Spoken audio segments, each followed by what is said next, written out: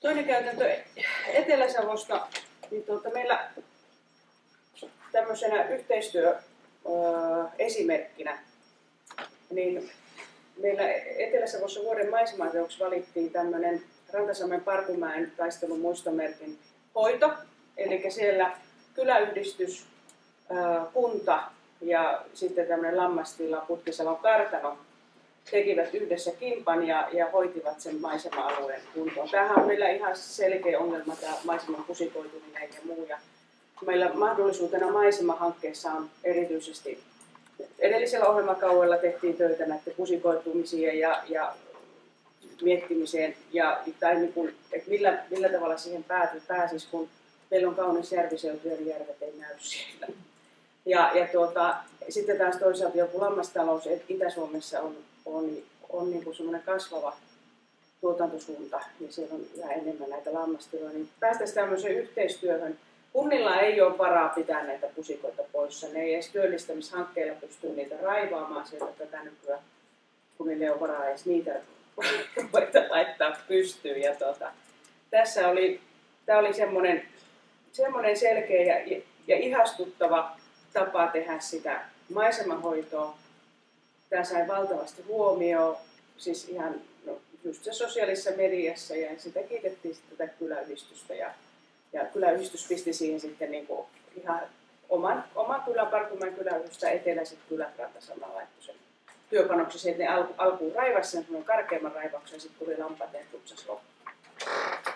Ja laitan tästä näitä muutamia lehtiä kanssa kiertämään. Ja sitten toinen juttu, mitä siinä mahdollisuutena maisemahankkeessa tuotettiin, niin oli tämmöiset maisemanhoitokortit, jotka näissä on ihan kaikkeen maaseutumaisemaan liittyvää tämmöistä infoa hyvin nopeasti omaksuttavassa muodossa, että mitä esimerkiksi maisemanhoito on. Täällä on perinnebiotoopeista, maisemahoidosta muinaisjäännösalueella ja näin poispäin, julkisten alueiden maisemahoito, laidunta, ja tämä nyt sattuu just tuohon palkittuun systeemiinkin. Sitten on maisemanraivaus yhteyshankkeena, eroon vieraslajeista, aitatalkoiden järjestäminen, kaikista niin kuin hyvin yksinkertaiset toimintaohjeet, ympäristökasvatusta on. Ja sitten yksi, missä muun muassa myös Putkisalon kartano oli mukana. Heillä on toimiva, erittäin hyvin toimiva metsätila ja sitten heillä on tätä lammastaloutta siinä ja tämmöistä paimennusta ja muuta. Ja se on semmoinen, meillähän siinä Etelä-Savossa kulkee semmoinen kartanovyöhyke just Pähkinänsaaren rauhanrajan ajolta, että siellä on semmoinen selkeä kartanovyöhyke. Ne oli niitä takajättömaita, mitä annettiin näille sotasankareille palkinnoksia. Ja nyt nämä kartanot siellä heräteltiin tässä maa-hankkeessa, mahdollisuutena maisemahankkeessa näitä kartanoita yhteistoimintaa ja se matkailutuottaistamista ruvettiin tekemään muutamissa kartanoissa. Toivon, että nyt jatkohanke saadaan rahoitettua, tai kynähanke, eli kulttuuriympäristö näkyväksi hankkeessa, lähdetään jatkamaan osittain sitä työtä ja sitten tämän matkailupuolelle tuotteistamista tekemään edelleen mahdollisesti seuraavalla toisella hankkeella.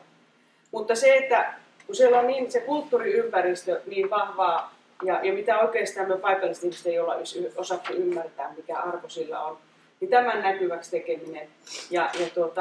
Tässä yhdessä esimerkkikortissa on tämä maiseman tuotteistaminen. Tässä on nyt muutama esimerkki, mitä he sitten kehitteli tässä hankkeessa. He ensin ajattelivat, että ei he halua edes niin kuin sinne, kun se on heidän kotiin, että ei he halua mitään matkailua sinne, mutta kummasti vaan sitten se kiinnostus on herännyt heillä itsellään ja sitten sieltä niin kuin tulee tämmöinen yleisön kiinnostus. Nämä kartanot on ollut suljettuja yksityisiä koteja, ei sinne päässyt katsomaan. Ja nyt sitten niin kun saa tietää, että jos on Putkisalon kartano tai Rouhialan kartano tai Pyyvilän kartano tai Peikan kartano tai mitä näitä on ihan tosi monta kymmentä kartanoa siinä meidän lähialueella, niin ihmisten mielenkiinto herää. Ja nyt esimerkiksi täällä Putkasalossa avattiin lähiruokapuoti ihan kuukausi sitten ja kesällä tulee nyt uusi tuotteistettu tutustumispäivä.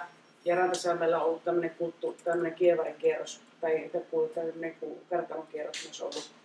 Ja ne kiinnostaa ihmisiä. Ne on selkeitä sellaisia tuotteita, joista voidaan niin kuin saada sitä matkailulle myös sitä näkyvyyttä ja semmoisia siitä omasta historiasta ja omasta perinteisestä juurista, mutta selkeitä, konkreettisia, kiinnostavia matkailutuotteita. Meillä on nämä kortit kiertävää, näitä on kaikkinensa 14 kappaletta, mutta nämä löytyy Maa- ja kotitalousnaisten sivuilta kanssa.